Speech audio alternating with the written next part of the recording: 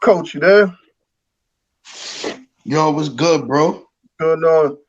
Welcome to Yes, No yes. Hey, Ideas man, how Original you Sports doing? Podcast. We got Coach Jeremy, Pridgen, aka Mooch in the house. What's up? How you Yes, sir. doing? I'm good, man. How you doing? Good, man. Thanks for coming on, man. Appreciate Yeah, man. I, I appreciate you for having me. I apologize for the tardiness. I just seen the message. it. No problem, man. Listen, in case people don't know, this man here has been associated with great organizations, great players, had his hands involved from PSA to City Rocks to AOT, and with some success follows him. He's a winner, and the players perform well. It's the ultimate trainer.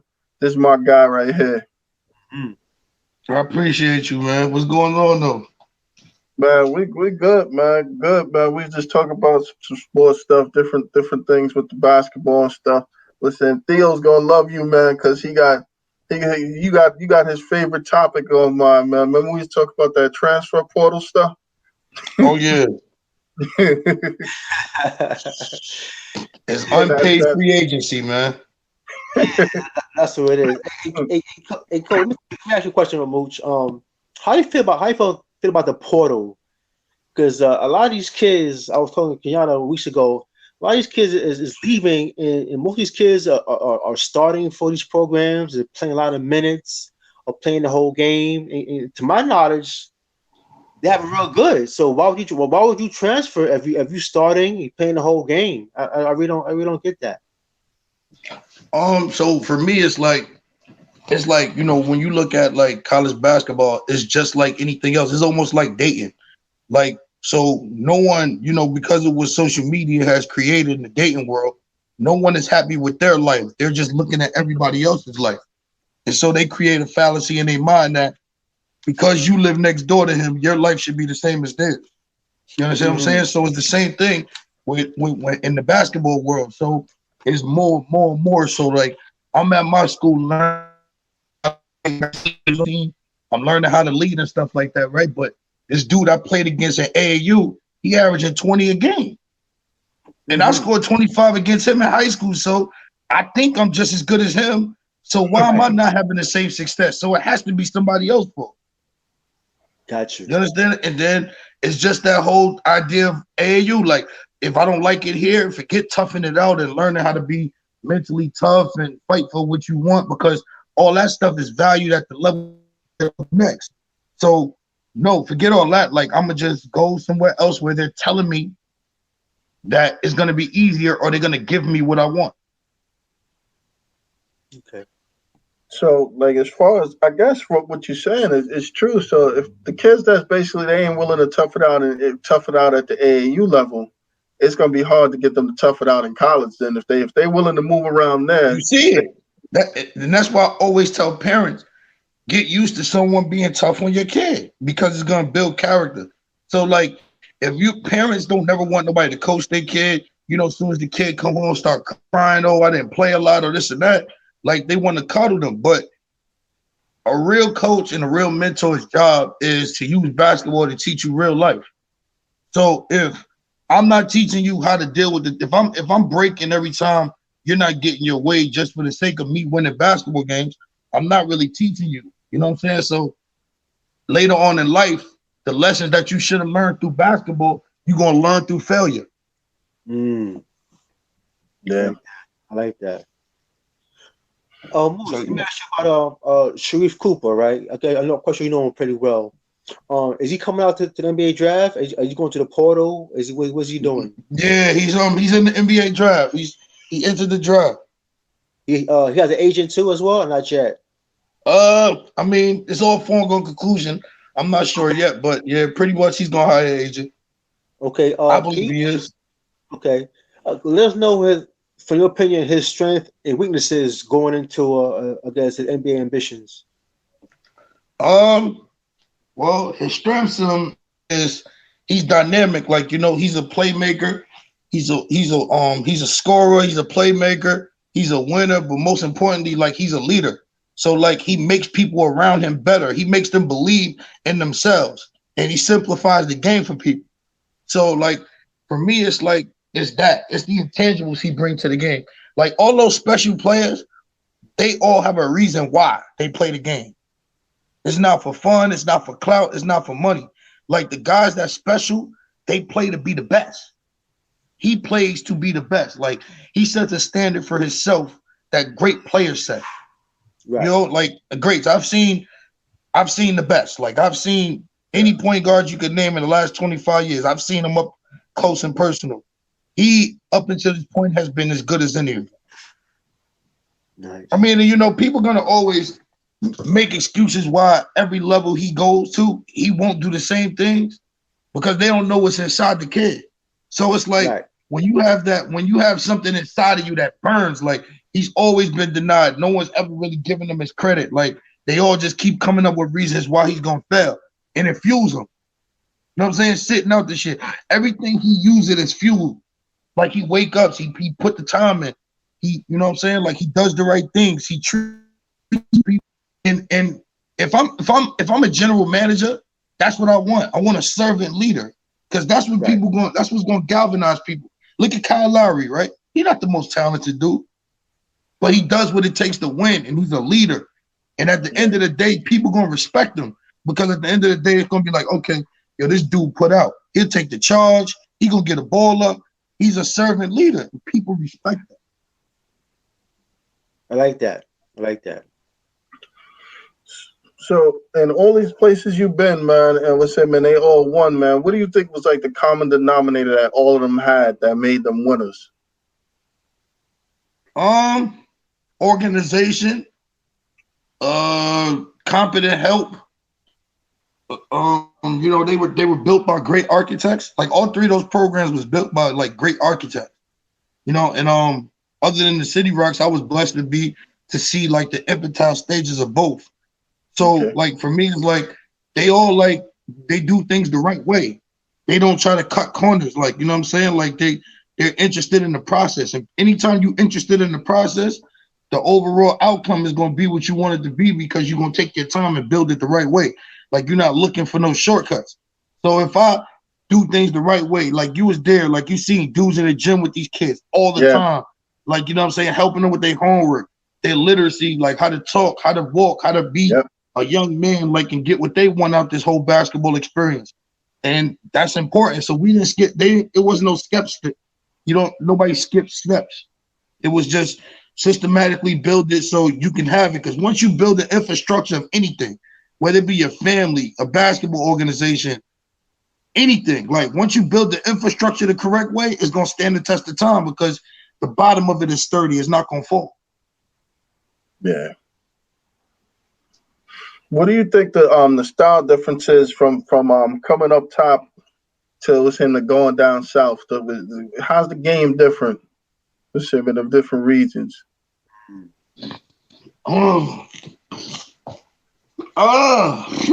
That's a good question, man. Great players like other places are more willing to play together. Okay. Like they come up differently. Like they don't come up with the whole pitting each other against each other like whole mindset. Like they like, you know, great players, they'll be cool to play with each other for the most part. Like New York is just from a young age, they create instead of creating a competition from within, because no one next to you is gonna make you work harder. It has to be that competition that burn from within to be great. That's gonna make you work harder. That's never gonna let you be complacent, let you chase it. You know what I'm saying? Because it's gonna be times you don't feel like working, you're gonna be sore, your knee gonna be. What makes you chase it? And it's that thing inside of you that wants you to be the great. And the great players, they got it. They got it. Like they have that thing that makes them want to be great. Like all the ones I've been around, like they all got that same DNA. Yeah, because you had there wasn't Brian Boston on that team with Sharif and was BJ, BJ was with us. Isaac Okoro.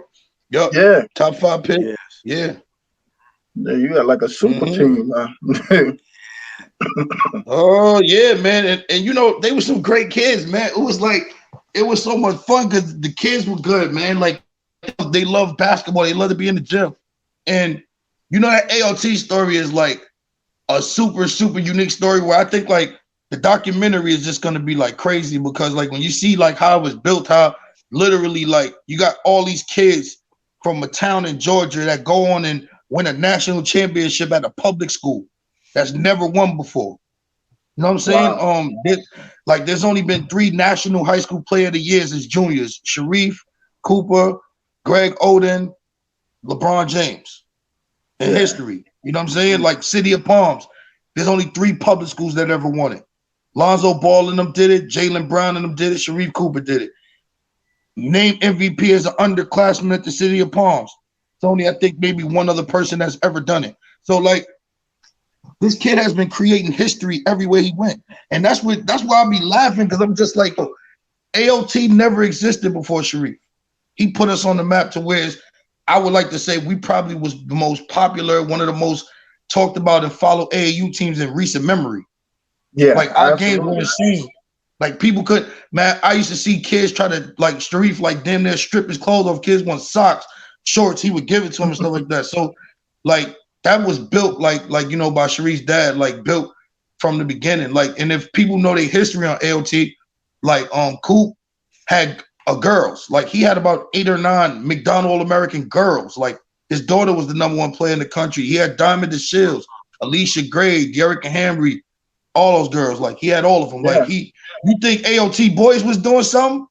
What he did with the girls was unspeakable. Like they was just loaded, like loaded. You know what I'm saying? And he built it under the nose of everybody in Georgia. Like, he built it right there, like, in front of everybody. Took kids from one town. Like, I'm talking about they're all from Powder Springs. Quentin, like, Isaac, Sharif, like, all those kids, like Allen, like, they all from that town, and they grew up together. Like, they played together their whole life. So to me, it was a super unique story to see them go undefeated, win the City of Palms, finish #1 in the country, like, from a public school. Yeah. That's history, man. Yeah, that's impressive. I didn't realize they were all from the same town like that. You're all from the same town, McKeachin. Powder Springs, Georgia. Yup. Wow.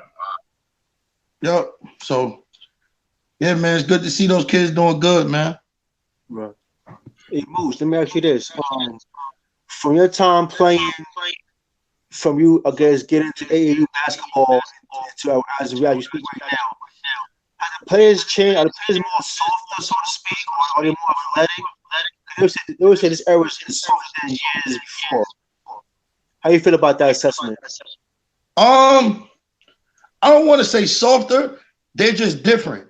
So, you know, when I was young, right, the best players came from the hood. Yeah. That's not the case no more. The best players come from 2-family houses, the suburbs, good, well-to-do parents. They get trainers, like, they're good kids.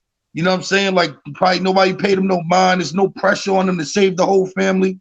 You understand what I'm saying to you? They're just enjoying the game and they just get good at it.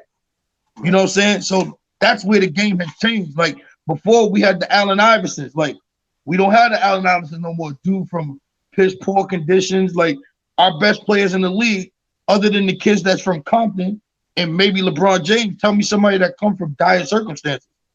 Yeah, that's true. You know what I'm saying? All these dudes are sons of former athletes from the suburbs. You know what I'm saying? Look at them. You know, like, most of them come from mixed backgrounds. Look at the best. Zach LaVine, Steph Curry, Bradley Beal, Kawhi, PG, Russ. KD, you could say he from the hood, but when you got talent like that, you might grow up from the hood, like your area code, address, but through basketball, you live a life of privilege. Yeah. So even though KD might not have had a lot of money since 10th grade, he's lived a life of privilege. You understand what I'm saying? He don't know. Like, you could be in the hood but not be poor. You understand what I'm saying? Mm-hmm. So through basketball, he's lived a life of privilege. So if you look at the best players in the league, they don't come from dire circumstances. Gordon Hayward, like, look at the dudes that's getting to the money. Donovan Mitchell. Yes. Like, they come from stability, loving families that's not putting no pressure on them to play basketball. And that's why they're successful. Yeah. They don't have to carry the burden of carrying the whole family. Yeah, because that's when the bad choices. See, your best work in life will never be done for money. Once you start getting paid, is work. Like it's not the love no more. It ain't the same. You understand what I'm saying? So you gotta find that with why. Like, why am I doing this every morning? I want my name up in lights. Like, okay, like, well, I gotta bust my ass for it because at the end of the day, this money not gonna really matter. I mean, yeah, the money is great. I got the money. Now what? What's gonna motivate you? That's why when you look at the draft, you see the guys that smiling because they're gonna have a real good time that night, and they dreamed about the stuff that come with going to the NBA, and you got the guys that cry that because they want to be great, and this is a dream of theirs, like, and this is like everything, like, because people always told them they'll never make it. Okay. Yeah. So up top here, recently we had the tournament where we got to see PSA play with Gauchos and Wrens and the Jayhawks and stuff. And we got to see groups come together who had never came together before. So I thought that was That's what you good. call coming together. Well, put it this way, they didn't have the same animosity that they usually have. They do. It's just, like, listen, man, in any walk of life, it's going to be the haves and the have-nots, man. Like, when PSA was in its infantile stages, I've seen people do everything they could to stop their momentum. Like, everything. They just couldn't touch much because he outworked people. You know what I'm saying? See, like, people don't understand. Like, people think success is something that just happens. No, man, it don't. Like, it's what you consistently do. You know what I'm saying? So if you consistently chase excellence, you consistently keep the right people around you that's smarter than you. All great bosses keep people around them that's smarter than them. All the great ones. Yeah. All of them. They're great judges of character, and they keep intelligent people around them, because if somebody always agreeing with you, they're not going to help you grow. You know what I'm saying? And that, like, for me, that's what, sticks out the most. Like I learned so much, like, just being around Jim Hart. Like, that was a whole total different experience for me. You know what I'm saying? Like, because that was like, okay, you're not dealing with inner city kids no more for the most part. Like, and it was just a whole different experience. And I learned so much that year I was up there. It was great. Yo, Mooch, man, I ask you this. Tom Kachowski passed away a little while ago. You said who? Tom Kachowski. Oh, man. Yeah, exactly. So you have any fond memories of him? Yo, he's a giant, man. Like, he was a giant. Like, for real. Like, his humility, it, like, was second to none. Like, that dude's, like, diligence, his humility, like, his integrity, his honesty, like, was everything. Like, he was like one of the shining lights in basketball, man. This is a big, big loss for New York. Like, we lost one of our biggest ambassadors, like, somebody that always stayed 2 toes down and was a real advocate for the game. Mm-hmm. You know what I'm saying? So, yo, man, I'm personally, like, gonna miss the heck out of Tom, like, for real, man. Just seeing him on the road, like, just, you know what I'm saying? Like, that handshake, like, how he look at you, and it's genuine. It ain't fake. Like, he literally be happy to see you. And it can remember, like, his memory, like, I don't think I've ever seen a human being like that. Like, a dude that could just departmentalize information like that dude, man, and willingness to share it. You know what I'm saying? We lost a giant, man, like a real giant. Like, and I'm not even just talking about no basketball. Like, I'm talking about the human being, like, for real. Like, we lost a giant, man. And rest easy to Tom. Tom, like, I don't know if I ever told him, like, he was always a motivation for me. Like, when I was a kid, people laugh. Like I used to want to do what he do. Like that was like the dopest thing in the world to me. Like, going around watching basketball. You know what I'm saying? Like, and that's how, like, that's a lot of my love for it came from that, man. Like, for real. So I used to, like, when I go to do reports and stuff and scout games and stuff, like, I don't never ask for the names. And that's because of Tom, because I want to sit there and I want to properly evaluate the kid, because they'll Jedi mind trick you into thinking somebody's good. They'll trick you into it, because they'll be telling you this dude right here is top 5 in the country, right? You might watch him run up and down the court 15 times and don't do nothing. And then he'll push somebody's shot on the glass, or he'll hit a long 3, or he'll dunk on somebody. And then we'll be like, oh my God, yo, that kid is real. And he got a whole hard 4 points. You know what I'm saying? Like, so when I used to just get the kids' numbers and at the end of the camps, give the people what I thought, give them an assessment of what I'm watching, not what I've been told, you'd be less impressed with a lot of these kids, honestly. Yeah, I can see that. Yeah. Like, you know, so the kids ain't softer. It's just the game is different now, man. It doesn't require you to be tough no more. Like, man, you had to be tough to get through them hand checks, man. This just wasn't no joke. Yeah. And that's why I try to tell people, like, you can't compare errors. Only compare greatness in their era because the games is different. Like I try to tell you, Michael Jordan, if you couldn't touch him, he might average 60. Yeah. You couldn't touch him? Like that triple threat rip through jab game he had? Good night, man. Good night.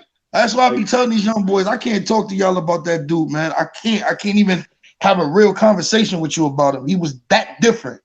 Right. Yeah. I understand why y'all think like dudes could mess with him because like if I didn't see it myself, I wouldn't believe somebody was ever that good at this game like that. I wouldn't believe it.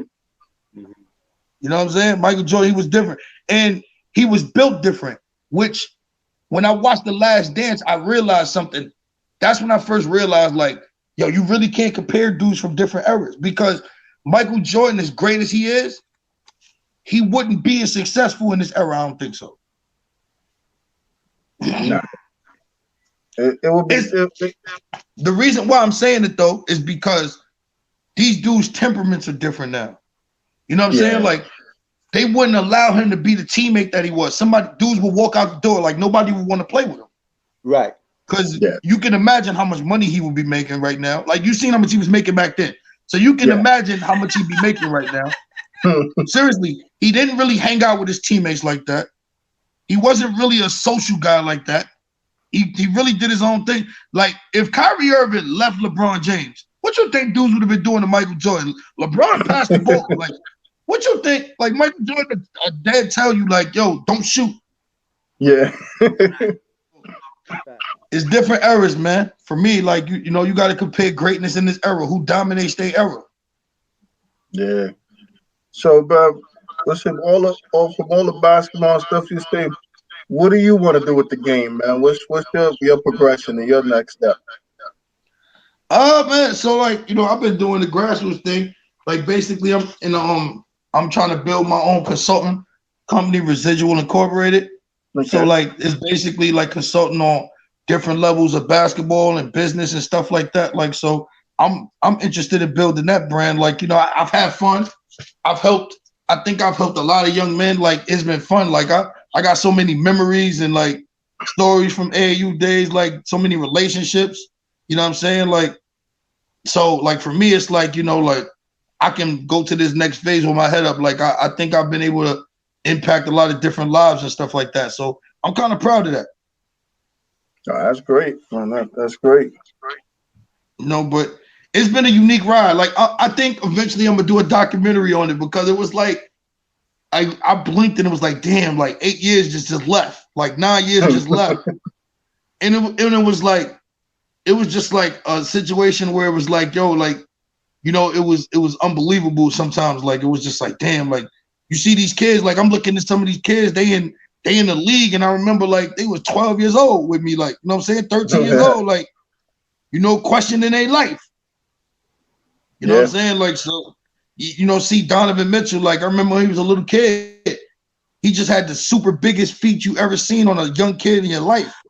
And, you know, everybody thought he would be like 6'6", because he was just athletic. He had that build, but he just never really grew. But, yo, man, he wanted it. Like, he wanted it. He had a chance to go to Providence. Providence wanted him bad. He was going to commit to Providence. Coach Cooley was telling him he was going to start, blah, blah, blah, you know, this and that. But he went to go play for Rick Pitino because he wanted to be great. He wanted it. Like, you know what I'm saying? I'm going to go over here. I'd rather go over here and fight for it. You know what I'm saying? Yeah. And that doubt, that fear that I'm not good enough, that's what fuels him to this day. You see him play? He played like somebody chasing him. Yeah. Yeah, like no, I don't want you to be as good as me. No. Oh, okay, Shaq said I ain't good enough. All right, I'm going to average 30 for the second half of the year.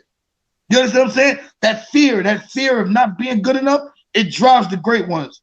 Like Kevin Durant, like them dudes, they're in the gym. They're not thinking about another person. They thinking about the fear of them not being good enough. Whatever good enough might be. Good enough might be to score 60 in a closeout game. Good enough might be to score in a double team with 5 seconds left. You know what I'm saying? That fear of not being good enough, that's what drives them great ones, man. Like they're driven by that fear. Like Durant, he's driven by that fear, like of one day I might not be able to score on somebody. And that's why he just looks the way he does. Mooch, maybe 2 NBA questions. If we start on a team right now, who you pick, Kobe or LeBron? If I'm starting a team, Yeah, Kobe or LeBron. I gotta go with LeBron. What? I gotta go with LeBron. Player or team player? What is that? Why so? He's a generational leader, man. Like he's it. Like he's the boss. Like he's it. Like I don't know how to explain it, man. Like it's like what else do you want in a human being? Like a leader. Like what? Like he's done it all. Like how do you pass him up for anybody? Right. Okay. I'm starting the team. Shit. Right, yeah. No question about it. And I would say for your years watching NBA to now, what would be your all-time starting 5 in NBA? My all-time starting 5? So are you asking me who's the best player in my opinion at every position? Or are you asking me like who would I put on my team? You put your personal starting 5. Oh, I get my own personal starting 5. So I get I mean, I'm gonna just pick people I know, like so, like you know what I'm saying, like that ain't fair. Like I'm gonna pick people I know, like. Okay. But if you asking me who's the best at each position, I think Magic is the best point guard of all time. Still, I think Jordan is the best at the 2. I think LeBron has become the best all time over Larry Bird, man. I hate to admit it, but he has. Yeah. Tim Duncan is by far the best power forward to ever play. And the best center of all time, New York City royalty, Louis Alcindor. Got to go with him. All right. Nice. Can't beat that at all, bro. Nice. Yeah, definitely, man. So, like, those are my guys. Mm-hmm. That's tough. So, Mooch, if you wasn't working with basketball and that wasn't your thing, what would you be doing? I can't say it on here.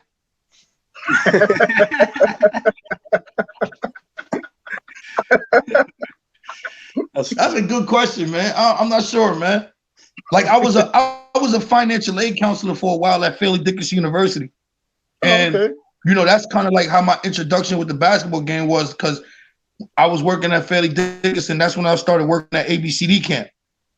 Okay, you know what I'm saying? So that's how I met a lot of people. I met a lot of relationships in the basketball world, because you know the people that's running the basketball world right now, they were ABCD in different capacities. Like they was running for other agents. They were working for shoe companies. Like these are the dudes that's running the game now. So I remember them from back then. You know, so like, yeah, I was a financial aid counselor. You know, that was cool. It was a great experience too. It showed me like, you know, how America works. Like, you know, college is the biggest hustle in America. You know what I'm saying?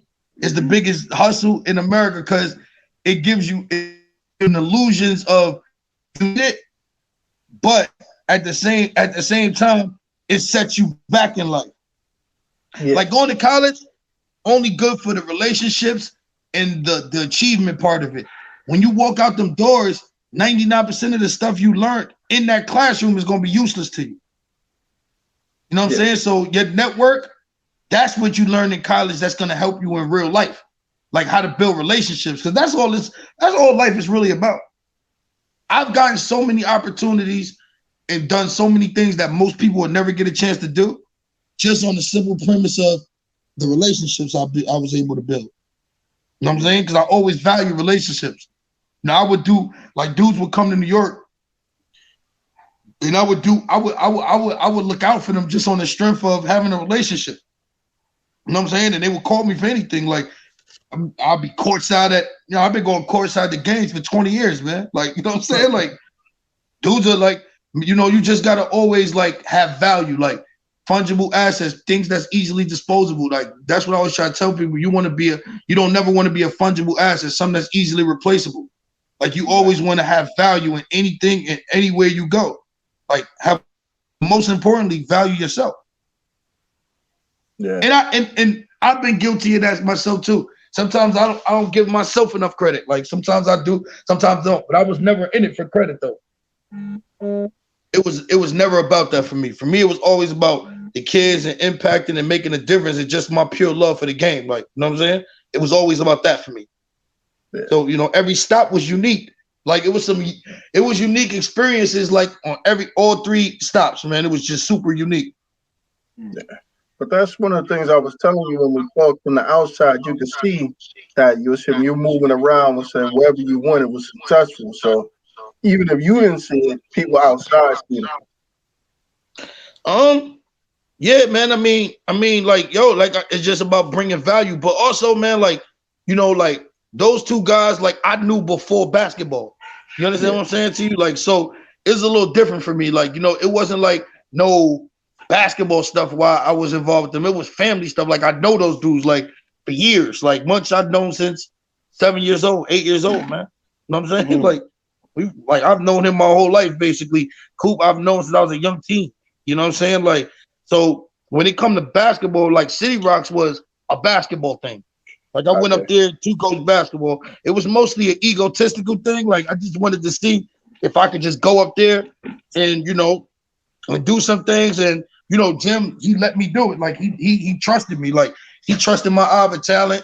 He just let me do my thing, man. And I think we had the best year in the history of the program.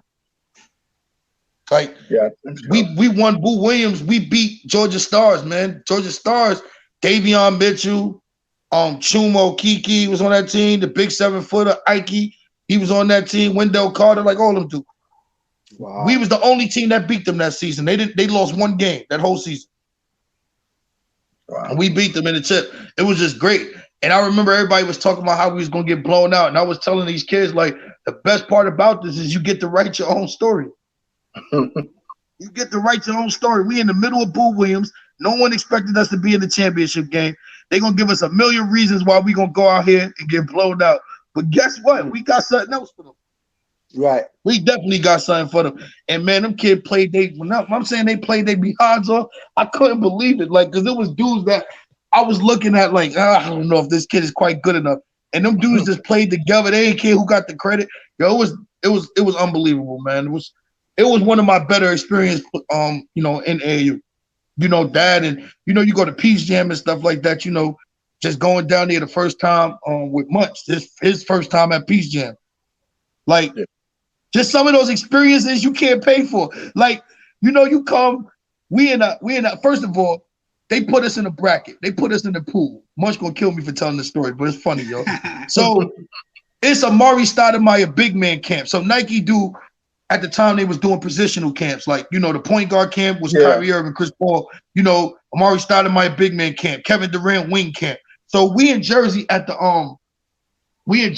big man camp. I forgot who we was dropping off.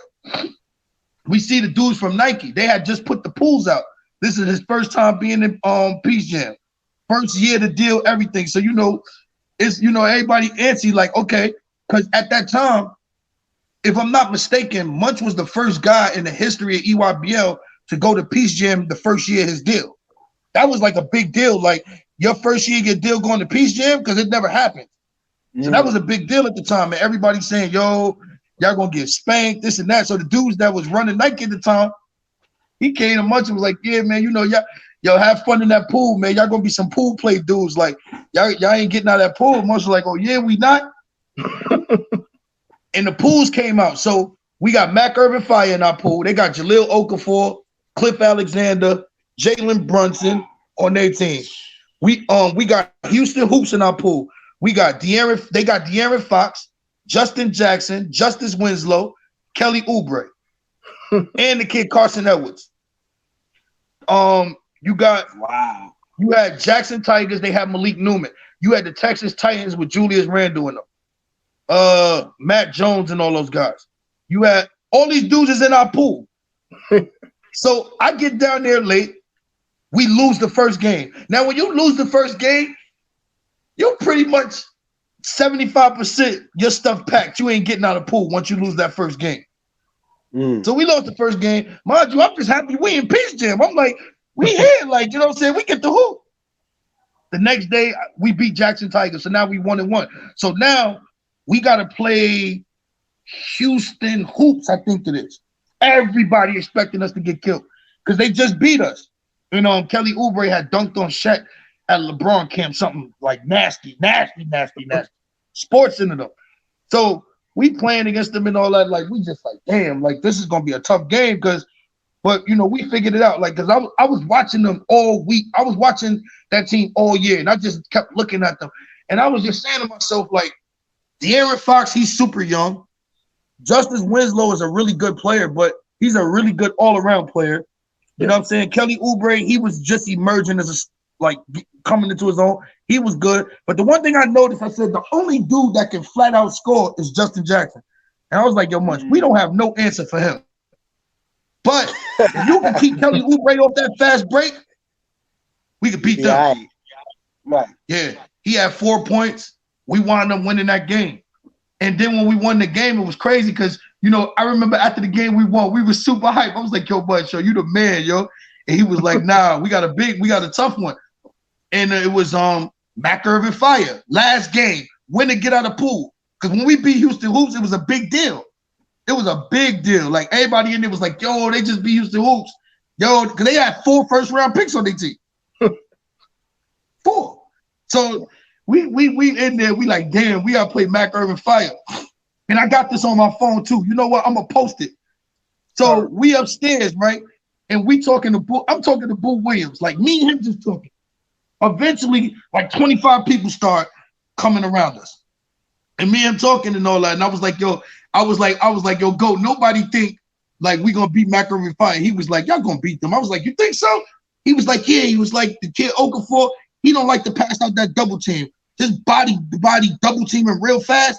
He gonna turn the ball over. Like, he was like, y'all got the bigs to play with them, and y'all got better guard play and better coaching. He was like, y'all gonna win that game. Everybody was like, they not beating Mac Irvin Fire. They not beating Mac Irvin Fire. Yo, that he was talking about like Allen Iverson. I said, yo, if Allen Iverson got a chance to play in EYBL, he said, man, they would have called the fire department, man. He said, yo, if Chuck was here, he said none of this would be happening. He said they'd call the fire department. It wouldn't have been enough space in here, man. It would have got crazy. And he was just telling mad stories. So the next day, I know it's a big game, but when you walk in the arena, like you know how like Peace Jam is, you got like 7 gyms. Yeah. When you walk in the arena, you see like 4 people over here trying to get in, 4 people, and you see like a line that looked like Jordans just came out. Trying to get in that gym. I had to pull an okey doke to get in there. I'm saying it's packed to the rafters in there. Yo, when I'm saying it's so hot in that gym, I'm talking about Check Diallo, Chris McCullough, Terry Larrier, Jaleel Ogle. I'm talking about when I'm saying every hot college coach in America, anybody in America that's somebody that anybody. Coach K, Coach Izzo, Calipari is front row sitting next to each other. They all recruiting Jaleel Okafor at the time, Cliff Alexander.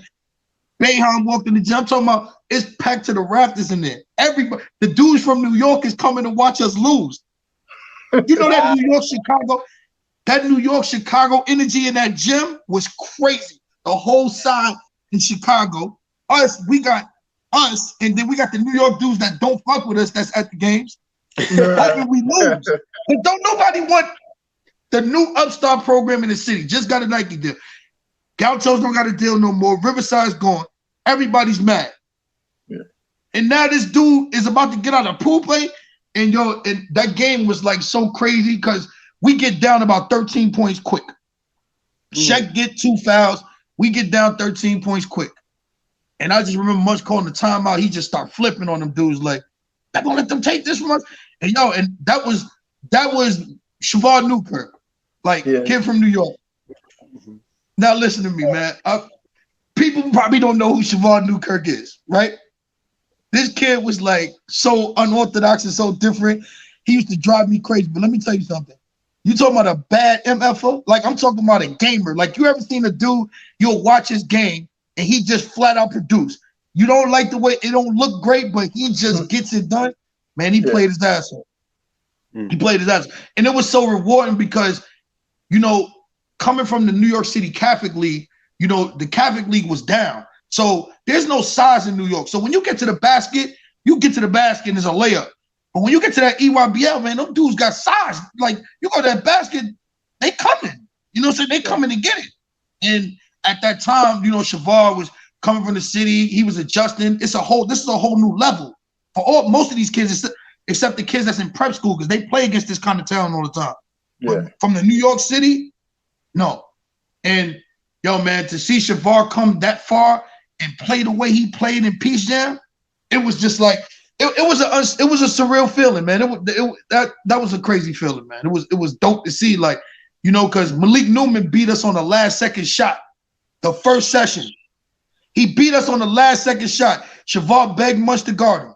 He beat us on the last second shot. Yeah. When we played them in Peace Jam, we was down one. He had the ball, 1-4 flat. Shavar picked him. He tried the same move. Shavar picked him. Got the ball, threw it to Chris, dunk. We go up 3. We wound up winning. Nice. And he was the best player on the court against Mac Irvin Fire. It was 5 pros on the court.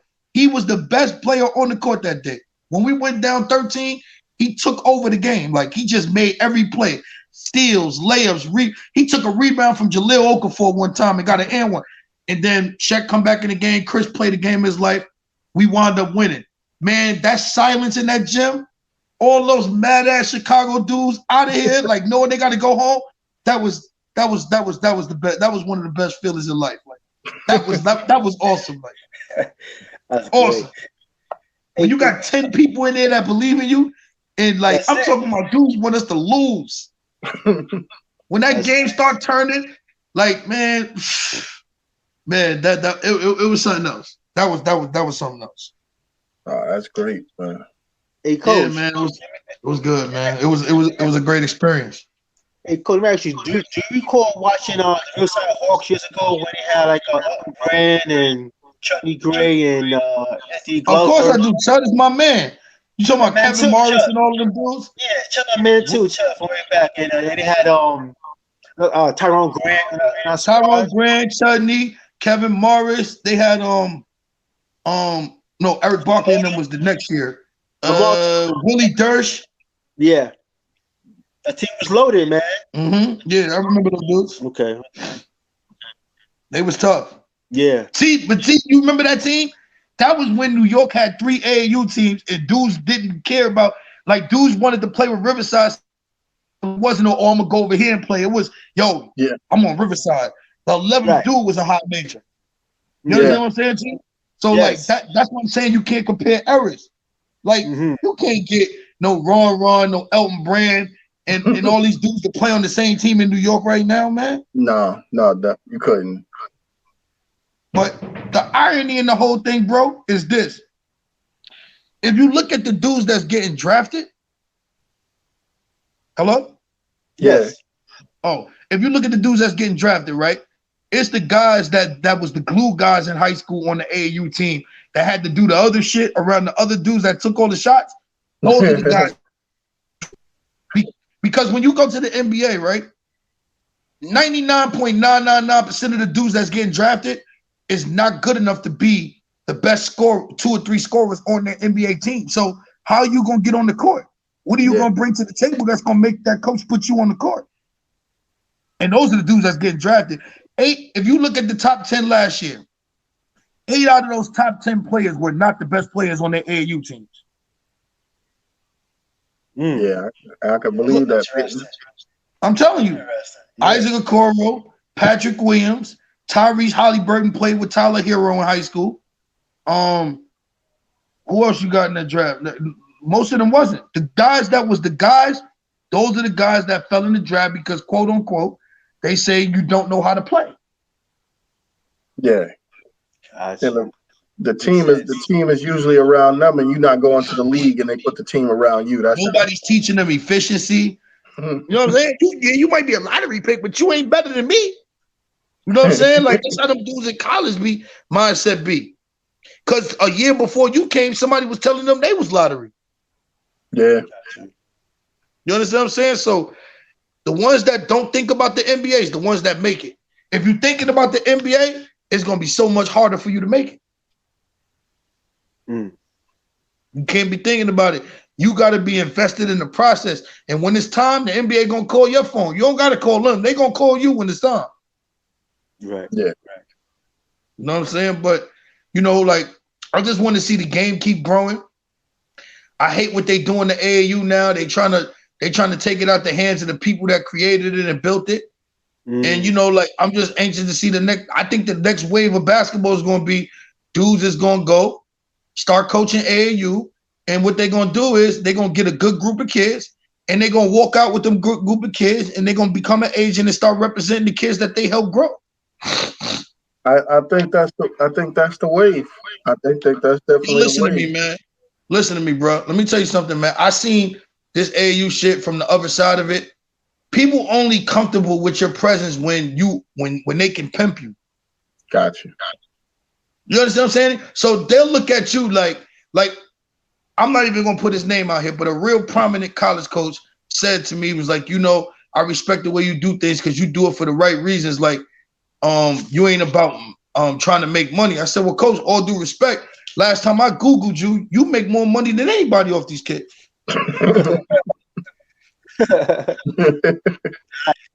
So who are you to tell somebody what capacity they could be in a kid's life that they've helped the whole time?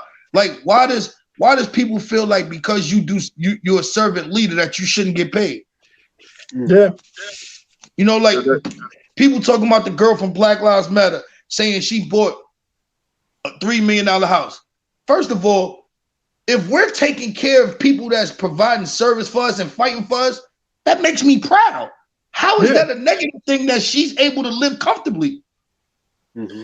You know, we always trying to find we knock our own heroes, and that's why we don't. Say it again. We knock our own heads off, bro. Yeah. Like people talk about, yo, and it's so funny. Like this whole world, like our youth are brainwashed. Yeah, you can't. You know what I'm saying? So yeah, that's what I'm trying to say. Like, so these guys' minds are poisoned for attention. Everything is about attention. Like a kid is playing 4th grade basketball, their parents recording it just to put it up there, like, and it creates a fallacy in the kid mind that scoring and doing the things that's gonna get you on the video mean more than the other things, when it's the opposite. Yeah. You know what I'm saying? Like, real value comes in doing things that others can't or not willing to do. That's real value. Yeah. But you know what? You said something that's interesting. That's true. Like, why is it that somebody go out and work, you coach, you help develop the kid and everything else? Everybody's comfortable with the idea of somebody else getting the money to move them to the next level, but not working with the people who help get them there. Because that's for 400 years systematically, we're taught to not trust and hate each other. We're taught that. You know what I'm saying? We're literally taught these things, like how to not trust each other. So like we take it like when like in our community, when people achieve, it's the stun on the people that's not achieving. In their community, when they achieve, it's to help everybody else around them achieve as well. Yeah. You know what I'm saying? Like, you ever seen a rich white wealthy man go out with his friends and they're not rich and wealthy as well? Yeah, that's true. No, because they're gonna help you. If they rock with you and they value you and they find a link to make money, they're gonna help the people they love to make money. Like Dogecoin and all that, right? Think about those rich white people that invested in Dogecoin, right? Mm-hmm. You think they invested in that joint by themselves, or you think they told everybody around them that this was the next lick to jump in on it? They told everybody, you know that. And how many people you think in that one circle is rich right now of Dogecoin? That one circle. They all getting it. Exactly, man. And that's what America is. America is encourages you to make as much money as you can. And let me tell you something, man. When they opened up Cuba a few years ago, I said to myself, in a couple of years, we're gonna figure this out. Why are they doing this, right? So Yeah. I think the whole purpose of opening up Cuba was to make us comfortable with communism. Because at the end of the day, I'm starting to see that, we're not far from being communism. When they start telling you curfews, when you got to be in the house, you got to wear your mask to do this, you got to get a vaccine to do that. What is that? That eliminates choices. Mm-hmm. Yeah. Am I tripping? No, not at all. Not at all. Not at all. Makes Like, sense. so for me, it's like, like AAU is the same. They got Condoleezza Rice overlooking the NCAA and AAU basketball. Somebody that don't know nothing about AAU basketball. Nothing. That's crazy. She don't understand our people. She don't understand how this thing go. She don't understand how much people put into other people's children. I put a lot into a lot of other people's kids, man. Mm-hmm. Yeah. Know what I'm saying? A lot of times they don't even appreciate it. They think that it was a pleasure for you to work with their kid. Because here's the reality of it. When their kid go on to the NBA and do great things, it don't change your life. You still got to do the same things you've been doing. Mm-hmm. Yeah. Yeah, that's tough. That's what I always tell them. What I'm telling you is for you. When you walk across that stage, it ain't going to change my life. Mm-hmm. Yeah. You know what I'm saying? It's a reality. It's not going to change my life when you walk across that stage, man. Not at all. So I want you to be armed with the right things. Like, I want you to, because here's the thing. If you go into the NBA and you become rich as hell and you don't impact your community, I failed. But if you go to the NBA, do great things and reach down and do amazing things for other people, then it was all worth it. Right. Yeah. Feel good. Hey, Coach, let me ask you. You ever seen Chet Holmgren or Manny Bates play? Mm-hmm. Yeah. You said, have I ever seen him? Yeah. So you ever seen guys play live in person? You said Chet Holmgren and who else? Imani Bates from Michigan. Yeah, I've seen him. Are they the real deal? Chet Holmgren is the real deal. Where other people going with him yet? Because I haven't seen him in the fire yet. It looks good on tape. Right. It looks good as hell. You know what I'm saying? But there's certain things you can't tell until they in that fire. Like, I haven't seen him look in another dude's eyes. Like, I ain't seen him. Like, those dudes that come along, that stamp they putting on him, those dudes that came along that they gave that stamp to, you seen them in that matchup, like, and be like, he like that. Like, when you see LeBron and Carmelo, you knew both of them was like that because of how they played against each other. Right. We haven't seen Imani Bates in that fire yet. We see him playing against, okay, so look, he played 15U basketball, right? He played 2 years of high school where they can't travel. Yeah. Like, you can't travel outside the state of Michigan to play. So up until this point, excuse me, I know he went to prep school this year. They had some competition, but he ain't really been in that fire. The best players in the country in his class have not played against him yet. Like, if you ask the best players in that class, they're going to tell you I haven't played against him. He played against Chet Holmgren. We all saw that. Yeah. We saw that. You understand what I'm saying? So you can't, like, the jury's still out, but it looks good, though. I'm not ready to call him no Kevin Durant because I'm just not that dumb. You know what I'm saying? I ain't that dumb to call nobody that. Yeah. There'll probably never be another him ever. Right. Ever. You know what I'm saying? So I'm not gonna go there and say that. I think if everything works out for him, he could be Jason Tatum. That's fair. That's fair. But when you say Kevin Durant, like, you gotta go stand next to him to understand his story. Like, he could shake your hand from across the street. You understand what I'm saying to you? His shot radius, when he get ready to shoot, is like he next to the rim. So when he get to mixing and doing all this, he don't even got to step back on you. He just pull up in your face because you can't get to it. Yeah. You can't get to it. So Imani Bates is a really talented kid. But Chet Holmgren, he impacts winning. Gotcha. Like, when you watch him play, the things that he do on the court, it impacts winning.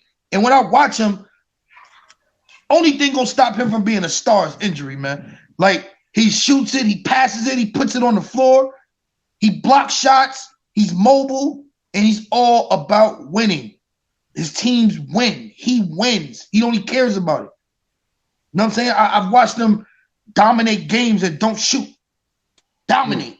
Like you can't press when he on the court. They put him in the middle of the press, they throw it to him, it's dunks and layups. He's gonna dribble it, kick it to the corner for a wide open three. He gonna pass it and get the lob back. On defense, you know what he do on defense. Like he's the real deal, man. I think he could be a generational talent. Like I love him. Nice. I love him. If he was black and from the hood, people be saying he Anthony Davis. That's true. You telling me Anthony Davis was better than him at the same age? No. No, sir. No, sir. Defensively, yo, bro, I guess you could say he is. I can't even say, yo, bro, that Chet Holmgren kid is the goods, man. He's legit, bro. I seen him a few times, man. Huh? I see him play a few times, man. Keep doing this thing every time. The thing for me is that hype train never go through. And that's why I love LeBron so much, because I know how incredible what he's done is. Like for people to say you're the chosen one, and for you to actually live up to it is insane. And that's why people think that's why people say Michael Jordan is better than LeBron, because they expected this from LeBron and he delivered, and no one expected that from Michael Jordan. Yeah. Nobody expected that from Michael Jordan. Like, you know what I'm saying? If you watch the 1985 All-Star game, when he go to the free throw line, they say Michael Jordan, one of the best young all-around players in the NBA, like he's having a fantastic rookie year. And then when Olajuwon went to the free throw line, same rookie, they said he's the guy that's going to change the game the next 10 years. Like he's going to be the next dominant player for the next decade. And he was. Yeah. He was. Yeah. But Jordan was something different. And that's what I'm trying to say. It's a kid somewhere in America, a freshman in high school. No one's paying him no mind, yo. And he got greatness written all over him. Somewhere in America, probably a country town. It could be Iowa, Mississippi, Missouri, somewhere. Is a kid with a dream that's being denied. People told somebody on his team is better than him. You know what I'm saying? And he just got a dream. I know a kid name, but I ain't going to say his name right now. But it's a kid. I'm looking at him and I'm just like, yeah, they got no clue. This kid is going to be dynamite. He just got everything I look for in somebody I think is going to be a great player. Got you. Stability, man, is the most important thing. Parenting, because a lot of these kids become so good in basketball young, they lose their parents. Their parents become fans and they stop parenting. Because let me tell you something. Potential is coachability, doing the right things, and intelligence. That's potential. It doesn't matter how long your arms is. If you out partying and not doing the right things, you're not going to reach your potential. But if you in the gym every day, you eating right, you about the right things, you watching film, trying to gain an advantage, it's going to work out for you. Kyle Lowry is in the middle or the tail end of a Hall of Fame career. Kyle Lowry, no crossover, couldn't shoot, don't jump. He's in the middle of a Hall of Fame career because he's about the right things. He's tough. He's a leader. He's a winner. You want to know something funny about that? And that goes back to what you said about college, because remember, he played with Alan Ray and Randy Foye, and he wasn't the guy. He wasn't the guy. He learned how to play the game, servant leadership. He was not the guy. Yeah. I'm telling you. Do you know Kawhi Leonard and Tony Snell played together in high school? Wow. That's crazy. Riverside High? Yeah. Kawhi was a face-up 5-man. He get every rebound. I remember seeing him like, yo, he looks deformed. Like, this shit don't even look right. Like, look at him, yo. He looks deformed. Like, his arms long as hell. His hands, he could choke an elephant with his hands. Like, it was like ridiculous. Like, and all you could ever see was him play defense and rebound the ball. Yeah. And I mean rebound the ball, like rebound the ball. 15 a game, rebounds, like chasing it, like worked on this game, became an icon. Because if you look at all the great wings, right, other than Carmelo Anthony and Jason Tatum and LeBron, all the great wings in the NBA, they trick people with their defense. To get in the game, like Paul George, Kawhi, all them dudes, Jaylen Brown, all the great wings, they all trick you with their defense, and then you figured out, this kid can actually score too. Yeah. But they tricked you with their defense. That's how they got on the court. Yeah. I like that. You understand what I'm saying? So for me, it's like that, like, you know what I'm saying? Like when you learning how to play the game the right way. I tell parents all the time, the faster you put your kid around other really good players, the better off he's gonna be in the long run. Because when you learn how to be efficient, that is danger. Like when you know that 7 shots is coming your way and you better make 4 of them, and you figure out and you focused and locked in, knowing that you ain't gonna get all the, because when you're not forced to be efficient, when you turn that shit over and you know you ain't coming out the game, like it just takes your game takes a lull. Yeah. You understand what I'm saying to you? But when you know that it's a dude on that bench that could play too, and I can't turn this thing over, and I gotta make this wide open corner 3, and you go 4 for 7, 4 for 6, you on your way to getting a check. Because that's all the NBA is now. Can you switch off and guard multiple people, and can you make wide open corner 3s? That's all it is, man. That's why you're gonna start seeing dudes in the league. You'll be like, huh? He averaged 11 a game in college. Yeah, man, but he got a 7-foot wingspan. He shot 40% from standstill 3s, and he fits in the NBA more than the dude that was on his team averaging 20. Yeah. Because you ain't go, James Harden gonna smack you on your ass, tell you move over. Like, hey, he gonna yo, bro, let me tell you something funny. Do you know, like, some of these dudes go to the NBA and never had a dude clap at them for the ball before? They've never experienced that. Oh, wow. I'm dead serious. Like, a dude, you know how you get the rebound in transition, and like, you've been the guy your whole life, but now this dude making $40 million a year is clapping at you like, I'm like, what the fuck? You like, what you doing? You like, dudes never had that in their life. You know what I'm saying? Like, even when you look at like Isaac Okoro, while Coop used to always tell me how good he was, and it took me a while when I got down there to see, like, yeah, this kid can play basketball, because the reason why he was the number 5 pick in the draft and why he's going to be a really good pro eventually, he had on-the-job training and playing with a great guard his whole life. Yeah. So he learned how to impact the game at an early age because he had a great guard. And then when BJ came, that shit was – so now when you see him on the court with Colin and Darius Garland and he don't look frustrated, it's because he's been groomed for this his whole life because he played with 2 great guards already. Yeah, he's used to it. Right. He's used to it. He knows how to cut. He knows he got to guard the other team's best player. He knows he got an offensive. He knows how he has to impact the game. Yeah, and his offense is better than what people do think it is. It's just that he's a guy that just values winning and don't care about it. But in the NBA, basketball is a team game played by individual. So you got to figure out how to stand out individually while also being a team player. Team player, yeah. You know what I'm saying? So, like, for me, it's like the NBA gonna always spread their narratives, man. Like, the narrative that Steph Curry is that much better than Damian Lillard is a fallacy, man. Damian Lillard's a bad MF, boy. Yeah. Bad. And it's just about situations. Like, I see a lot of great players get drafted to bad situations, and I've seen dudes I'll give you an example. A couple years ago, Chris Dunn from Providence, he goes number 5 in the draft. Yeah. Most people would be happy as hell to go number 5 in the draft. But the year before, they just signed Ricky Dillon to a 4-year deal. DeJounte Murray goes 29 to the Spurs. Mm-hmm. Old ass Tony Parker, always getting hurt. He spends most of the year in the G League, most of the season. Yep. They bring him up in April. Now, see, and that's what I'm trying to say. The Spurs, they're not going to pay you, but they're going to make you good enough so somebody else is going to want to pay you. Yeah. You understand what I'm saying? So now it's April. We in the middle of a playoff run, but we pretty much got our playoff situation secured. Now DeJounte Murray comes up. He's not just getting called up to the G League to come travel with the team. He's playing a lot. Yeah.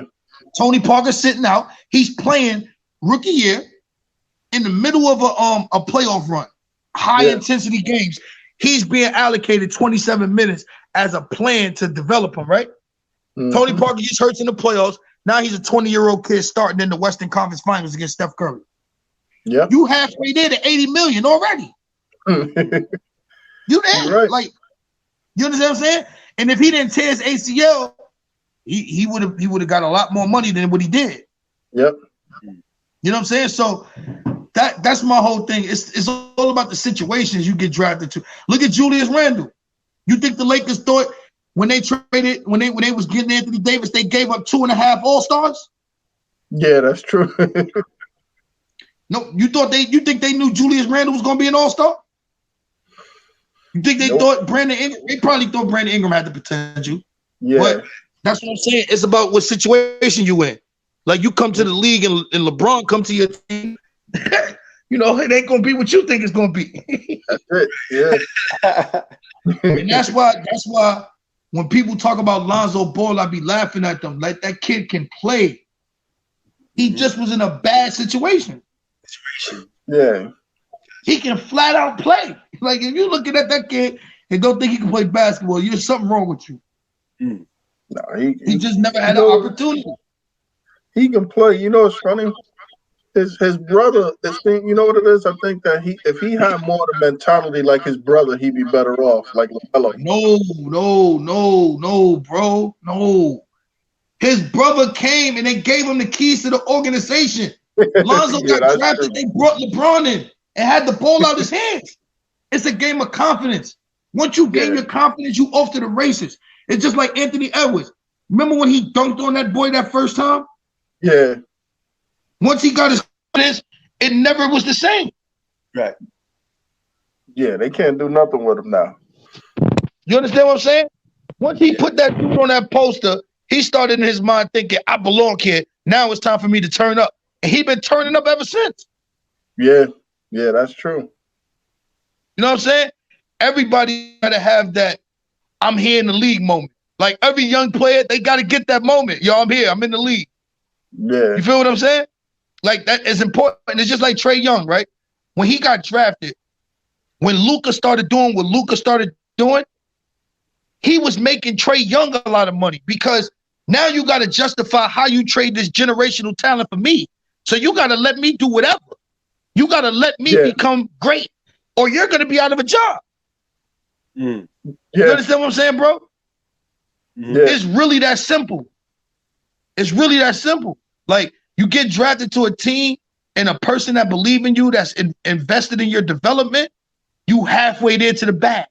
All you got to do is stay down and work. You're going to get paid. And Trae Young, there's nothing Trae Young could do to mess up that $170 million because they traded Luka to get him. They got to justify that. They have to build a winner around him or everybody's getting fired. You don't think that owner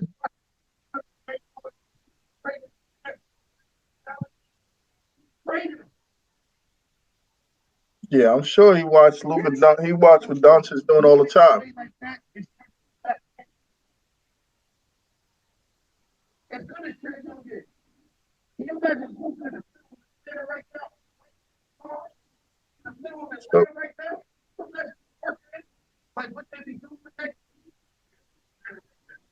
Something happened. We can't hear you as well now. Yeah.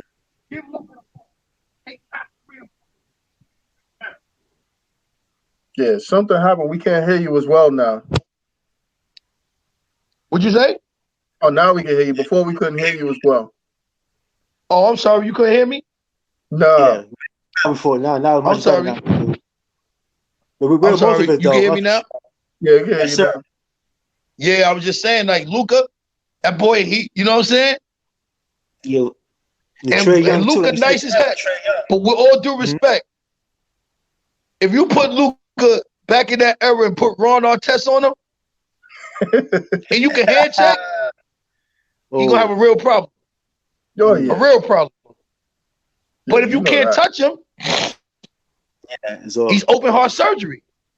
Right. You know what I'm saying? Yeah, that's why I say you can't compare eras and all that. Because Ron Artest was so strong, if he put his hands on you and hand checked you, you going wherever he wants you to go. Yeah. You're not going the other way. You go which way he tell you to go with that hand. He dumb strong. You know, so it's just all about the evolution of the game, man. And we want these kids to understand the faster you learn how to play with talent, the better off you're gonna be. You know what I'm saying? Like, and I just want to see back to go seeing those eras where it was loaded AAU teams with a lot of good players playing together. Because when you in Europe, you watch these European kids, right? They grow up playing with great players. They're playing with the best players their country has to offer from a young age.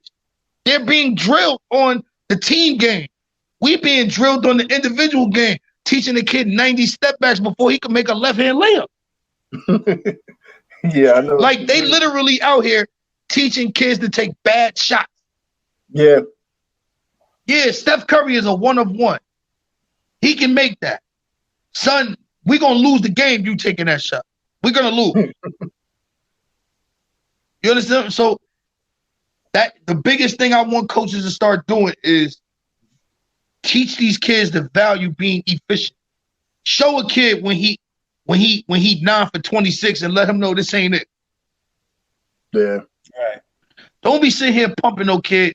Yo, my kid had 30, and you know damn well he had 9 for 26, and the other kids was in that locker room pissed off. Don't do that. Yeah, you're right. You know what I'm saying? Look at PS of a couple years. James Bouknight about to be a lottery pick. All they wanted to talk about was Cole Anthony. James Bouknight's about to be a lottery pick. Cole already in the NBA. And you got Tyson Etion. He was a player of the year in this conference. You got Joe Tuzon. They had other great players that because of their experiences playing with Cole, they went to college and excelled because they learned how to play with great players. Yep. You know what I'm saying? Like all the kids that played with Sharif, they all went to Auburn with him. Like, on our team, they all like, man, is this even an option? Like if you want to know how special Sharif is, just turn the film on. Watch Auburn at the beginning of the year, the way they was playing defense and running the court, as opposed to when he came back, how they was running that court. Yeah, they was running like the corner store was giving out free milk. They was running because you know you're gonna get the ball. Right. Yep. You know what I'm saying? So they you know, like they trying to tell me it ain't. I challenge you guys to show me a freshman point guard that played a major conference that averaged 20 points and 8 assists his freshman year after 10 months off and couldn't practice with his team.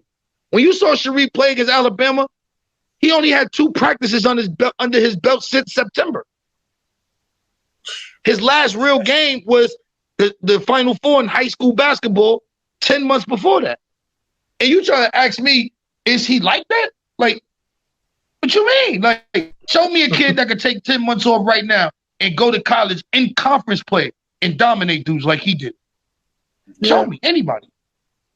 You think Jalen Suggs could have went to the SEC and did what Sharif did?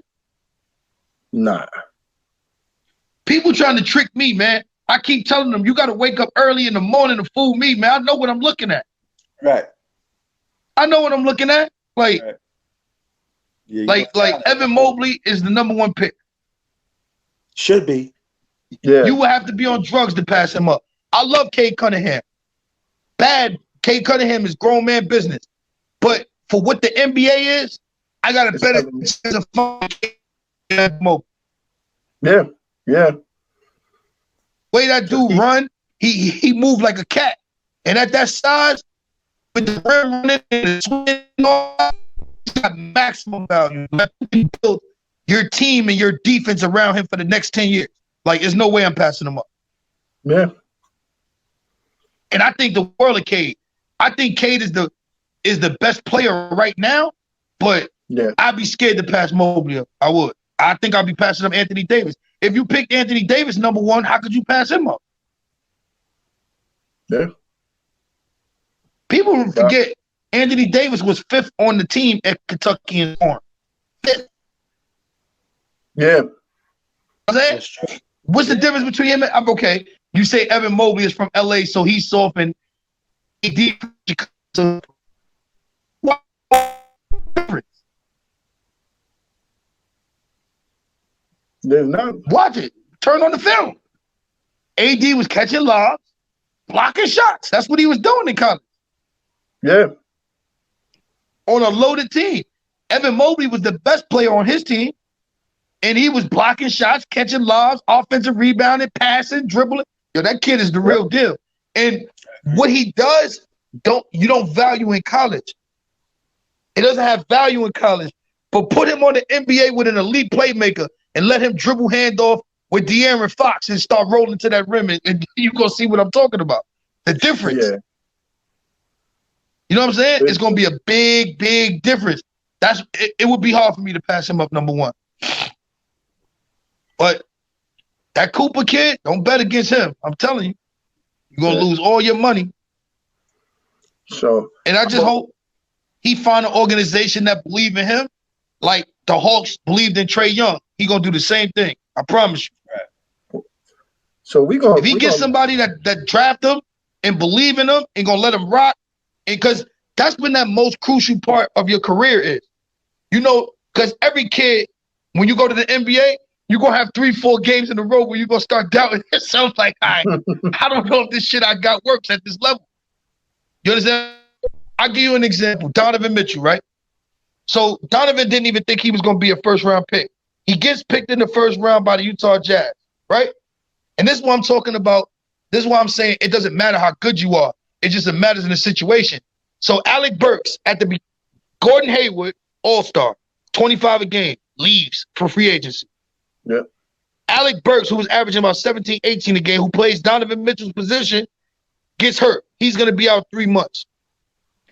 Donovan Mitchell, his first 7 games, 5 of them, he's taking 20 shots a game. Yeah. Just fresh in the NBA. He getting 20 points. They winning a couple games.